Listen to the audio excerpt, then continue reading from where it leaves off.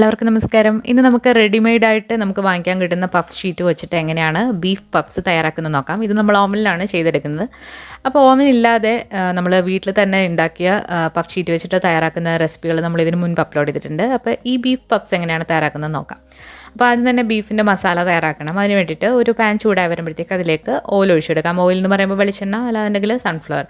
കുറച്ച് കടുക് ഇട്ട് കൊടുക്കുക. അതിനുശേഷം ഒരു ചെറിയ കഷ്ണം ഇഞ്ചി പൊടിയായിട്ട് അരിഞ്ഞത്, ഒരു പച്ചമുളക് പൊടിയായിട്ട് അരിഞ്ഞത്, അതുപോലെ തന്നെ 3-4 അല്ലി വെളുത്തുള്ളി പൊടിയായിട്ട് അരിഞ്ഞത്. അപ്പോൾ ഇതെല്ലാം കൂടി നന്നായിട്ടൊന്ന് വഴറ്റിയെടുക്കാം.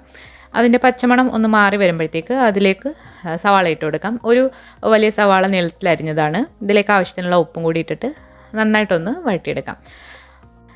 സവാള നന്നായിട്ട് വഴണ്ട് വന്നിട്ടുണ്ട്. ഇതിലേക്ക് ഇനി ഒരു 1/4 ടീസ്പൂൺ മഞ്ഞൾപ്പൊടി, 1/2 ടീസ്പൂൺ മുളക് പൊടി, 1/2 ടീസ്പൂൺ മല്ലിപ്പൊടി, അതുപോലെ തന്നെ ഒരു 1/4 ടീസ്പൂൺ ഗരം മസാല, ഇത്രയും കൂടി ഇട്ടിട്ട് പച്ചമണം നന്നായിട്ടൊന്ന് മാറ്റിയെടുക്കാം. പച്ചമണം നന്നായിട്ട് മാറി വന്നു കഴിഞ്ഞാൽ വേവിച്ച് വെച്ചിരിക്കുന്ന കുറച്ച് ബീഫ് ഇതിലേക്ക് ഇട്ട് കൊടുക്കാം.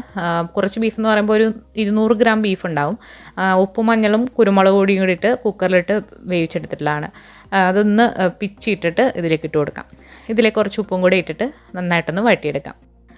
ഇനി നമുക്കിതിനേക്ക് വേണ്ടിയുള്ള ഷീറ്റ് എങ്ങനെ റെഡിയാക്കുന്നത് നോക്കാം. അപ്പോൾ നമ്മൾ ഇതുപോലെ ഷീറ്റ് വാങ്ങിക്കാനായിട്ട് കിട്ടും. ഇത് ഫ്രോസൺ ഏരിയയിലായിരിക്കും ഈ ഷീറ്റ് കിട്ടുക. അപ്പോൾ അവിടെ നോക്കിയാൽ മതി. ഫ്രോസൺ സെക്ഷനിലാണ് പഫ്സിൻ്റെ ഷീറ്റൊക്കെ കിട്ടുക.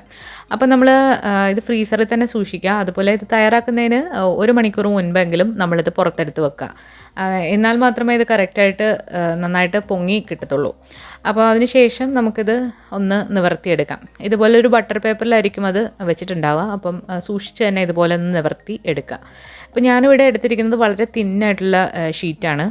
കുറച്ച് കട്ടിയുള്ള ഷീറ്റാണെങ്കിൽ ഒരുപാട് ലെയേഴ്സ് കാണും. ഇതിൽ ഒരുപാട് ലെയേഴ്സ് ഇല്ല, എങ്കിൽ കൂടി കുറച്ച് ലെയേഴ്സ് ഉണ്ട്. വളരെ തിന്നായിട്ടുള്ള ഷീറ്റാണ്. അപ്പോൾ നമുക്കിനി ഇത് കട്ട് ചെയ്തെടുക്കാം. ഞാനിവിടെ 9 ഈക്വൽ സൈസായിട്ടാണ് കട്ട് ചെയ്ത് എടുത്തിട്ടുള്ളത്. ഇനി ഇതിലേക്ക് നമുക്ക് നേരത്തെ തയ്യാറാക്കി വെച്ചിരിക്കുന്ന ബീഫ് മസാല വെച്ച് കൊടുത്തിട്ട് പല ഷേപ്പിൽ നമുക്കിത് ഫോൾഡ് ചെയ്തെടുക്കാം. ട്രയാങ്കിളായിട്ടാണ് നമ്മളിപ്പോൾ ഫോൾഡ് ചെയ്തെടുക്കുന്നത്. ഇനി ഇതിലേക്ക് ഒരു മുട്ട നന്നായിട്ടൊന്ന് ബീറ്റ് ചെയ്തിട്ട് ഇതിൻ്റെ 4 സൈഡും ഒന്ന് ഇതുപോലെ ഒന്ന് ബ്രഷ് ചെയ്ത് കൊടുക്കുക. അപ്പോൾ നമ്മളിത് ഒട്ടിക്കുമ്പോൾ നന്നായിട്ട് ഒട്ടിയിരിക്കാൻ വേണ്ടിയിട്ടാണ് മുട്ട ഇങ്ങനെ ബ്രഷ് ചെയ്ത് കൊടുക്കുന്നത്.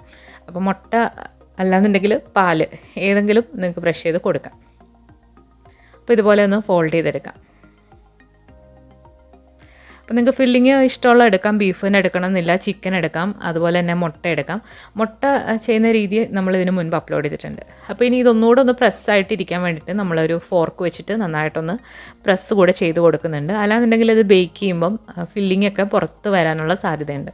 അപ്പോൾ എല്ലാം ഇതുപോലെ നമുക്ക് ഇഷ്ടമുള്ള രീതിയിൽ ഫില്ല് ചെയ്തെടുക്കാം. അപ്പോൾ ട്രയാങ്കിളായിട്ടോ റെക്റ്റാങ്കിളായിട്ടോ ഒക്കെ നിങ്ങൾക്ക് ഫില്ല് ചെയ്തെടുക്കാവുന്നതാണ്. അപ്പോൾ നമ്മൾ ആ സമയത്ത് ഓവൻ പ്രീഹീറ്റ് ചെയ്യാനായിട്ട് വെക്കണം. അപ്പോൾ പഫ്സൊക്കെ എപ്പോഴും ഓവനിൽ ചെയ്യുമ്പോഴാണ് ആ കടയിൽ നിന്ന് വാങ്ങിക്കുന്ന അതേ രീതിയിൽ കിട്ടുക. അപ്പോൾ നമ്മൾ അല്ലാതെ ചെയ്യുകയാണെന്നുണ്ടെങ്കിൽ ഇതുപോലെ ലെയറായിട്ടൊന്നും വരില്ല. പിന്നെ അല്ലാതെയും ചെയ്തെടുക്കാം. അപ്പോൾ നമ്മൾ 200 ഡിഗ്രിയിൽ ഓവൻ പ്രീഹീറ്റ് ചെയ്യാനായിട്ട് വെച്ചിട്ടുണ്ട്. നമ്മൾ ബേക്കിംഗ് ട്രേയിലേക്ക് ഈ പഫ്സ് എല്ലാം നിരത്തിയിട്ട് നമ്മൾ എടുത്ത് വെച്ചിരിക്കുന്ന മുട്ട ഒന്ന് ബ്രഷ് ചെയ്ത് കൊടുക്കാം. ഇങ്ങനെ ചെയ്ത് കൊടുക്കുന്നത് എന്തിനാണെന്ന് വെച്ചാൽ ഇത് ബേക്ക് ചെയ്ത് വരുമ്പോൾ നല്ലൊരു ഗോൾഡൻ കളർ കിട്ടാൻ വേണ്ടിയിട്ടാണ്. മുട്ടയ്ക്ക് പകരം നിങ്ങൾക്ക് പാലും എടുക്കാവുന്നതാണ്. അപ്പോൾ എല്ലാത്തിലും ഇതുപോലെ ഒന്ന് ബ്രഷ് ചെയ്ത് കൊടുക്കാം. അപ്പോൾ നമ്മളിത് ബേക്ക് ചെയ്യുമ്പം ഹൈ ടെമ്പറേച്ചറിലിട്ടാണ് എപ്പോഴും നമ്മൾ പഫ്സൊക്കെ ബേക്ക് ചെയ്യുക. അപ്പോൾ 200 അല്ലാന്നുണ്ടെങ്കിൽ 250 ഡിഗ്രിയിലോ നമുക്കിത് ബേക്ക് ചെയ്ത് എടുക്കാം. അപ്പോൾ നമ്മളിത് ഒരു മിഡിൽ റാക്കിലായിട്ടാണ് വെച്ച് കൊടുത്തിട്ടുള്ളത്. അപ്പോൾ നമ്മളിവിടെ 200 ഡിഗ്രിയിൽ 10 മിനിറ്റാണ് ഇത് ബേക്ക് ചെയ്ത് എടുത്തിട്ടുള്ളത്. തിന്നായിട്ടുള്ള ഷീറ്റ് ആയതുകൊണ്ടാണ് നമ്മൾ 10 മിനിറ്റ് ബേക്ക് ചെയ്ത്. ഇനി കൂടുതൽ കട്ടിയുള്ള ഷീറ്റ് ആണെന്നുണ്ടെങ്കിൽ നിങ്ങൾക്ക് 200 ഡിഗ്രിയിൽ 15 മുതൽ 20 മിനിറ്റ് വരെ ബേക്ക് ചെയ്ത് എടുക്കാവുന്നതാണ്. അപ്പോൾ നല്ല ടേസ്റ്റി ആയിട്ടുള്ള പഫ്സ് ഇവിടെ റെഡി ആയിട്ടുണ്ട്. ഇതൊരു റിക്വസ്റ്റഡ് റെസിപ്പിയാണ്. ഓവനിൽ പഫ്സ് ഉണ്ടാക്കുന്നത് എങ്ങനെയാണെന്ന് കാണിക്കാൻ വേണ്ടിയിട്ട് കുറച്ച് പേര് ചോദിച്ചിട്ടുണ്ടായിരുന്നു. അപ്പോൾ നമ്മളിന്ന് റെഡിമെയ്ഡ് ആയിട്ടുള്ള പഫ്സിൻ്റെ ഷീറ്റ് വെച്ചിട്ട് ഓവനിൽ അടിപൊളി ബീഫ് പഫ്സ് തയ്യാറാക്കി എടുത്തു. അപ്പോൾ ഇത് നിങ്ങളെല്ലാവരും ഒന്ന് ട്രൈ ചെയ്ത് നോക്കിയിട്ട് നിങ്ങളുടെ അഭിപ്രായങ്ങൾ അറിയിക്കുക. ഈ വീഡിയോ ഇഷ്ടമായിട്ടുണ്ടെങ്കിൽ ലൈക്ക് ചെയ്യാനും ഷെയർ ചെയ്യാനും മറക്കരുത്. പുതിയൊരു റെസിപ്പി വീഡിയോ ആയിട്ട് നമുക്ക് വീണ്ടും കാണാം. താങ്ക്